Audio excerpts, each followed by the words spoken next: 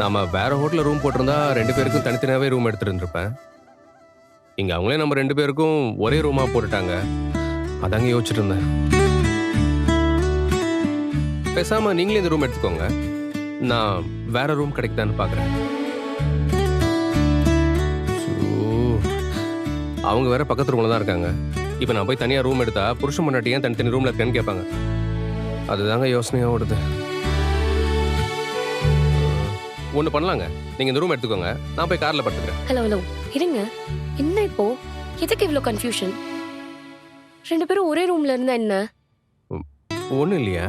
அதுல என்ன இருக்கு சோழன்? அப்படி இல்லைங்க. எதுக்கு உங்களுக்கு கஷ்டம்? நான் கார்லயே இருக்கனே. ரொம்ப பண்ணாதீங்க சோழன். கொடுங்க. இல்லைங்க. கொடுங்கங்க.